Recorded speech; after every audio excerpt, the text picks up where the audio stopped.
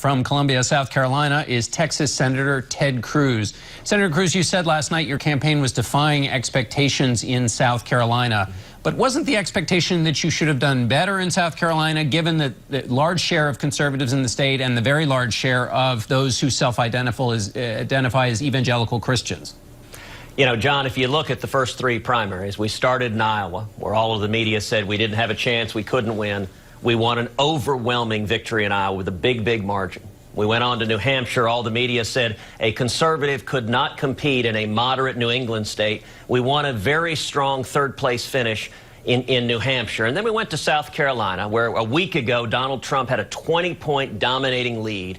And we ended up closing that gap tremendously and finishing with effectively tied for second place. And that combination, what that's done to the race, is at this point we've seen the field narrow dramatically, and there is only one strong conservative who has a path to winning, and that is having the effect of unifying conservatives nationally and teeing us up for Nevada and especially for Super Tuesday coming up in 9 days. And that was always our plan: do well in the first three states and then compete and have a very strong night in Super Tuesday. I think we're ideally positioned to do exactly that. You've made the case that you're the only candidate who can unite the diverse parts of the conservative coalition. But when you look inside the exit polls, you do very well with those who identify as strongly conservative, but you have trouble in the other areas. How are you going to solve that problem? Well, you know, one of the very encouraging things we saw last night in the exit polls is that we won young people. We were in first place among young people in South Carolina. It's interesting because we also won young people in Iowa, and we took second among young people in New Hampshire. If you can stitch together that kind of coalition with young people, bringing together conservatives and evangelicals, and I'll tell you, in Iowa, we also won Reagan Democrats, working class voters. And as you know, John, historically, in order to have a chance to win the nomination, you have to win one of the first three states. There are only two people that have done that, Donald Trump and me. And one of the things we're seeing is listen, across the country, there are a lot of Republicans who think Donald Trump is not the right guy to go head-to-head with Hillary Clinton, that we probably lose that match. About 70% of Republicans believe that. We're seeing people come together behind our campaign because we are the only campaign that has beaten Donald Trump and that can beat Donald Trump. You can't beat Donald from the left. You can't beat Donald with a candidate who has supported amnesty. Donald wins that head-to-head.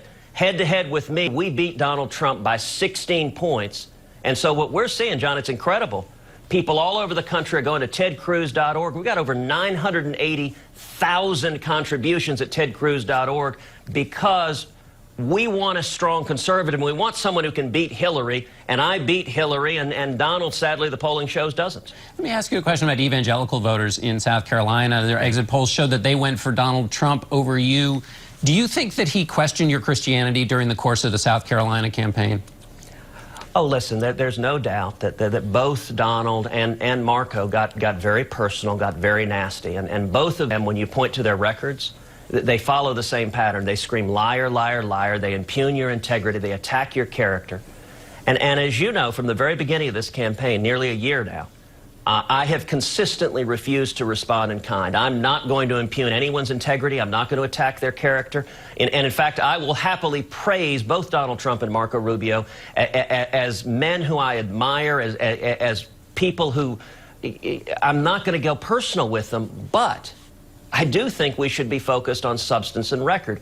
If you want a candidate who opposes amnesty, who opposes citizenship for the 12 million people here illegally, I'm the only candidate in the race who opposes that. If you want a candidate who's led the fight against Obamacare, who will lift the burdens on small businesses and bring back jobs, I'm the only candidate in the race with that proven record. If you want a candidate to defend life and marriage and religious liberty and the Second Amendment and to appoint strong constitutionalists to the court, I'm the only candidate with that record. That's why conservatives are uniting behind our campaign. And if they want to continue with the attacks, that's their prerogative.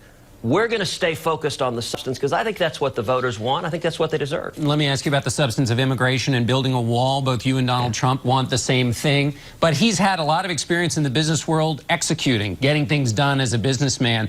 What would you say to a voter who says, okay, you may share the same goals with Donald Trump on this, but you lack that experience of having executed the way he has in the private sector? Well, listen, I have joked more than once on the campaign trail that I'm going to build a wall, and I have somebody in mind to build it. There's no doubt that if you wanted a building contractor, Donald would be certainly a strong contender for that. But the question we have here is, who is a leader on this issue? You know, back in 2013, when we were having the epic battle on amnesty, when Marco Rubio joined up with Barack Obama and Chuck Schumer and Harry Reid to push amnesty, I led the fight against it, standing shoulder to shoulder with Jeff Sessions and Steve King and millions of Americans. And Donald Trump was nowhere to be found. In fact, he was tweeting support for amnesty just a couple of years ago. And even now, if you ask Donald, he wants to give citizenship to the 12 million people here illegally. He wants to deport them, but then let them come right back in with citizenship.